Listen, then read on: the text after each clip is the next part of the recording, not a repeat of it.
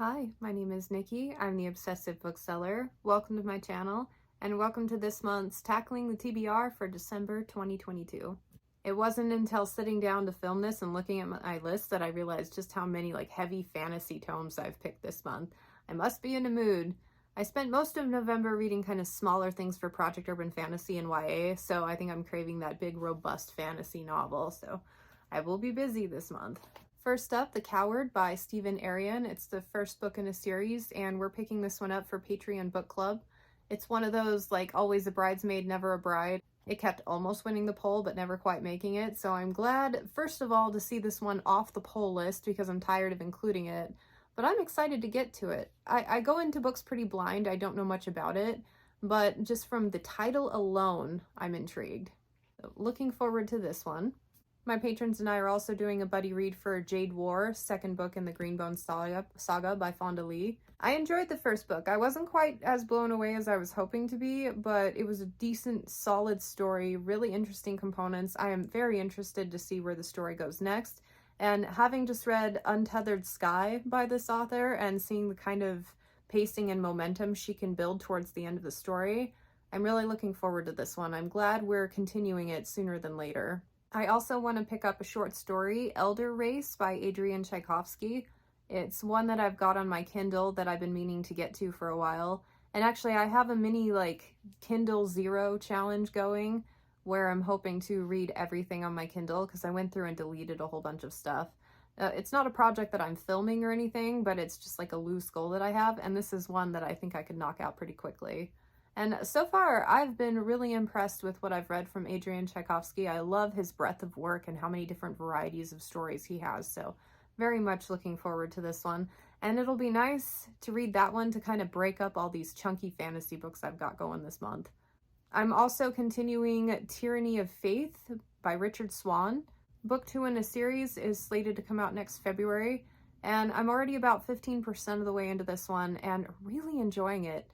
The first book was good. I enjoyed it. I wasn't totally sold on the mystery element, but I loved the narrative. I loved the unconventional point of view, and I loved the legal components to it. And in this one, he has all of those cool things, plus the addition of a little bit of humor.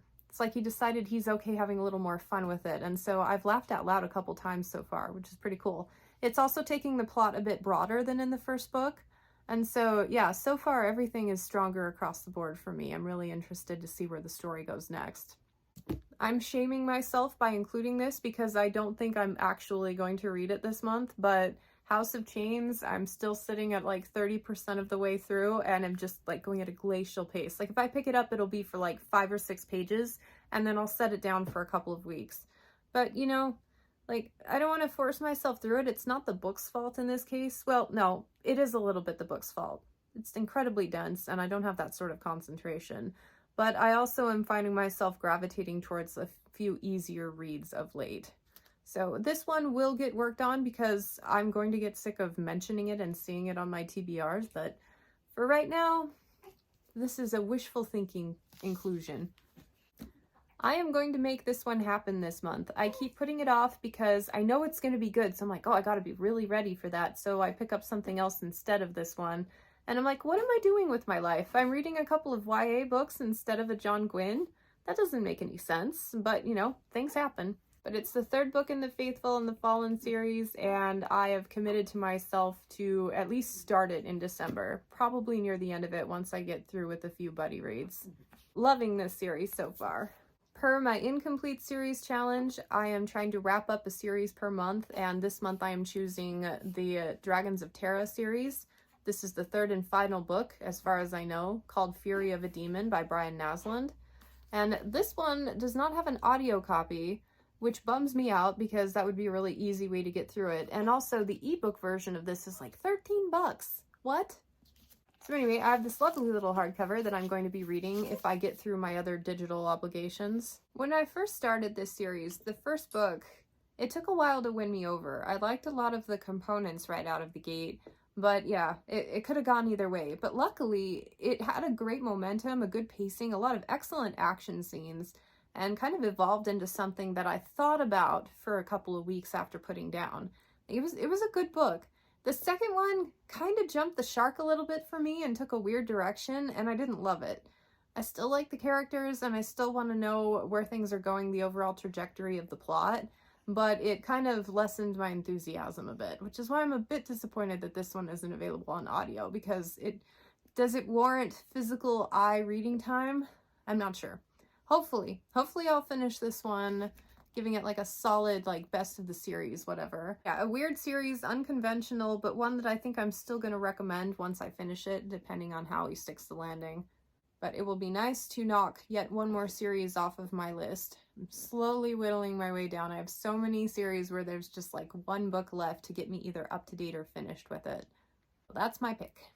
So looking at this lineup, I'm actually quite happy. I completely decimated my high priority shelves to make this video, which means everything on here, I'm basically reading all high priorities this month, which I love. I think the one I'm most looking forward to is Ruin. I'm actually continuing that one. I don't know why I'm stalling on it. It's like this weird mental barrier where I feel like I have to make sure I have complete, utter concentration to spend on it, or else I don't want to start it because I don't want to miss anything. It's the same reason I save watching favorite TV shows until after the kids go to bed. Like, you just want to make sure you get everything out of it because you know it's going to be so good.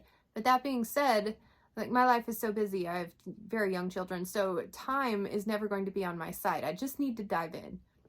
If I have to backtrack because I missed something, so be it. But yes, very much looking forward to Ruin. And then The Coward, just that one, the whole thing intrigues me. I'm very interested in both of those. So we shall see how the month goes. Thanks so much for tuning in. Let me know which books are on your high priority list this month, and I hope to catch you next time. Bye.